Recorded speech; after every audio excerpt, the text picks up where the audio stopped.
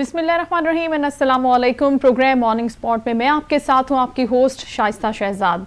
उम्मीद करती हूँ कि आपकी सुबह का आगाज़ बहुत ही अच्छा हुआ होगा। आज जो है कराची का मौसम तो खासा गर्म है। इससे पहले कल और परसों बारिश हुई है, लेकिन उससे हब्स में बिल्कुल भी कमी नहीं आई। तो महकमे मौसमियात का ये कहना है कि बारिश अब आगे कंटिन्यू नहीं होगी और ये मौसम ऐसा ही रहेगा। इस मौसम में आपने अपना बहुत सा ख्याल रखना है, क्योंकि समुद्री हवाएं आमतौर पर मुअत्तल होती हैं।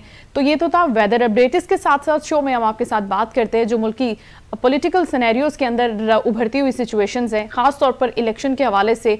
कल इलेक्शन कमीशन की जानिब से डेट अनाउंस की गई है और जनवरी के आखिरी हफ्ते के हवाले से कहा गया है। इसके साथ साथ उन्होंने कहा है कि हम पूरी जो वोटर लिस्ट हैं वो भी जल्द शाया कर देंगे। लेकिन दूसरी जानिब एक बड़ी खबर ये आ रही है सामने, जैसे ही नैब केसेस दोबारा से ओपन हुए, कोर्ट्स की जानिब से खबर सामने आई है, तो उसके साथ साथ जितने भी करप्शन के केसेस थे, नैब रेफरेंसेस थे, उसके हवाले से अदालत ने डिटेल्स मांगी हैं कि वो डिटेल्स अदालत को दी जाएं, जिसमें बड़े बड़े सियासी रहनुमाओं के नाम शामिल हैं। और ये वो रहनुमाएं जो साबिक वज़राए आज़म भी रह चुके हैं, वजारतें भी उनके पास रही हैं डिफरेंट, लेकिन अब उनको नेक्स्ट इलेक्शन में किस तरह से जाना है, इंतखाबी मुहिम किस तरह से होगी, इस सारी सूरत हाल पर बात करने के लिए अब ये मैं शो में ज्वाइन किए सीनियर तज्ज़ियाकार हैं सैयद अब्दुल वली। अब्दुल वली, अस्सलाम वालेकुम, कैसे हैं आप? खैरियत से हैं?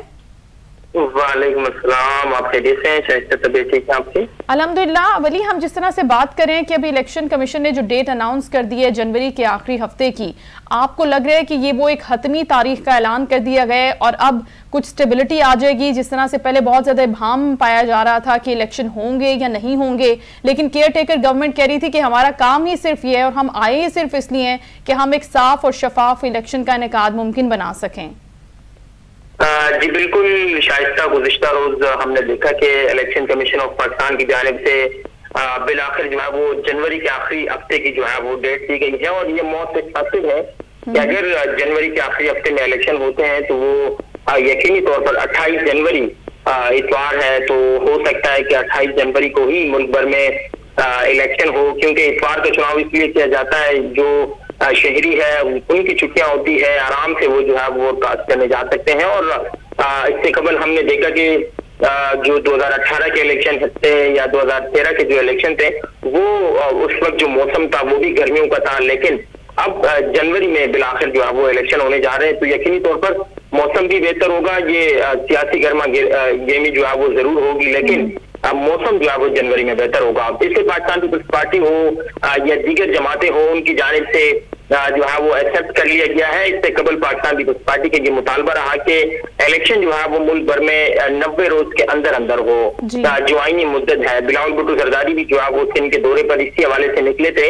और उन्होंने एक प्रेशर जरूर डेवलप किया कि किसी भी तरीके से जो है वो इलेक्शन हो जाए। फिर वो 90 रोज से हटकर जो है वो 120 रोज तक आ गए। फिर उन्होंने कहा कि अगर 120 रोज में भी नहीं होते, कम से कम इलेक्शन कमीशन जो है वो तारीख का ऐलान करे।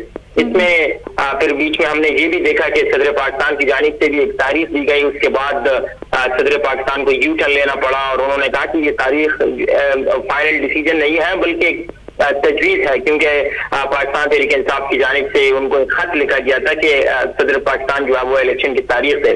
लेकिन उसके बाद जब हमने देखा कि पीडीएम की जो हुकूमत है उन्होंने कानून साजी के तहत जो है वो तमाम तरह जो इख्तियारात हैं वो इलेक्शन कमीशन को दिए हैं और नए जो तरामीम किए गए हैं उसके तहत इलेक्शन कमीशन को ये इख्तियार हासिल है कि वो ही इलेक्शन की तारीख दे सकता है। अब ये देखना है कि किस तरह से जो है वो ये चीजें होती है, क्योंकि मियां साहब की भी वापसी है।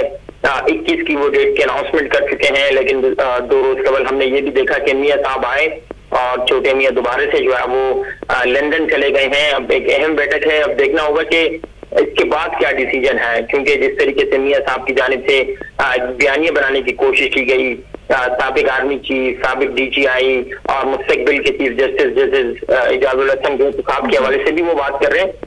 तो ये तमाम तर चीजें हैं जो कि देखनी है कि अब क्या होने जा रहा है। लेकिन बल्कि जिस तरह से डेट तो चले अनाउंस हो गई है, क्योंकि डिफरेंट पॉलिटिकल की जानिब से भी यही कहा जा रहा है कि वो आई ही इसीलिए है कि ताकि वो शफाफ इलेक्शन मुल्क भर में करवा सके।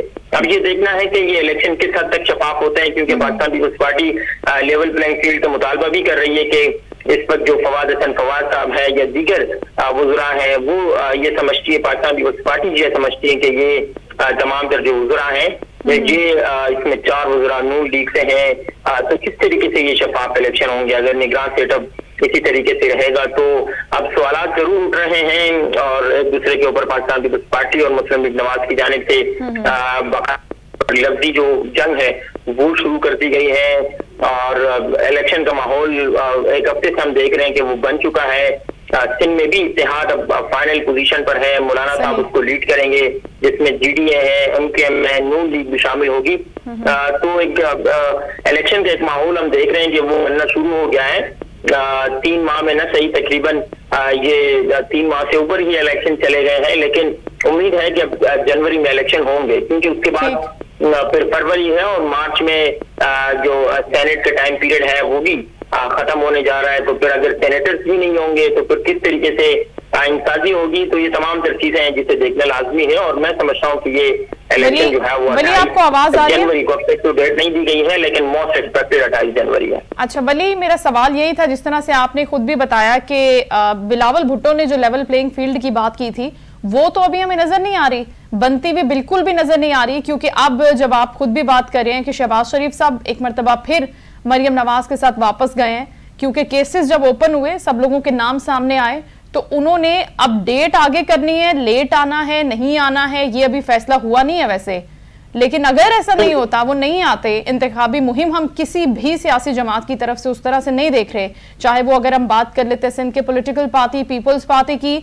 हम बात कर लेते MKM की, ये बातें कर रहे हैं, मुलाकातें कर रहे हैं, लेकिन उस तरह से अवाम में नहीं आ रहे, ना मोबिलाइज कर रहे हैं। बिल्कुल पाकिस्तान मुस्लिम लीग नवाज जो है वो मियां नवाज शरीफ के बगैर जो है वो एक नामुकम्मल जमात तस्वर की जाती है। पंजाब में जिस तरीके से मियां साहब का अपना एक वोट बैलेंस है, जिस तरीके से पाकिस्तान तहरीक इंसाफ के जो चेयरमैन का अपना एक वोट बैलेंस समझा जाता है पाकिस्तान तहरीक इंसाफ में, इसी तरीके से पंजाब में मियां साहब का अपना जाती और शख्सियती वोट भी है।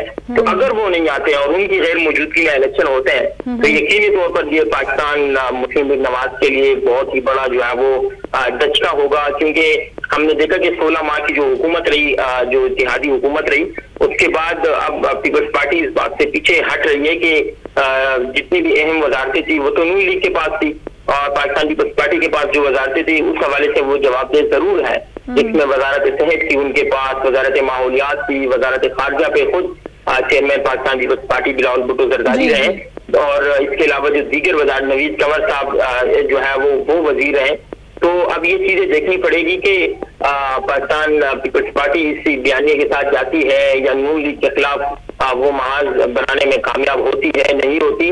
बिलावल साहब जो है वो पंजाब में रहे, 2 रोज अभी बली हमने एक चीज और भी सुनी थी, साहब भी जो है वो लाहौर में रहे और गुज़िश्ता रोज वो भी कराची आ गए हैं। तो अब ये चीजें देखनी पड़ेगी कि किस तरह से आगे चलती है। हालांकि साबिक सदर जरदारी साहब की जानिब से ये जरूर कहा गया है कि मुस्लिम लीग नून के खिलाफ बयानबाजी से गुरेज किया जाए, इसी तरीके से शहबाज शरीफ साहब की जानिब से भी अपनी पार्टी जो लीडरशिप है उनको ये कहा गया है कि वो बयानबाजी से गुरेज करे किसी भी तरीके से पाकिस्तान पीपल्स पार्टी के खिलाफ। लेकिन अब ये देखना होगा कि ये किस तरफ ये चीजें जाती है। दूसरी जानिब ख्वाजा आसिफ साहब को हम देखते हैं कि वो इस ख्वाहिश का इजहार जरूर करते हमें नजर आ रहे हैं कि हमारी ये ख्वाहिश है नून लीग की कि किसी भी तरीके से दोबारा से हम इत्तेहादी हुकूमत बनाएं, और वो ये समझते हैं कि जो 16 माह की हुकूमत थी उसमें भी वो एक दूसरे के साथ बेहतरीन कोलेशन उनकी रही है। ये तो आने वाला वक्त बताएगा कि अगर ये कोलेशन करने में कामयाब हो जाते हैं, इत्तेहाद हो जाता है, तो फिर किस तरह का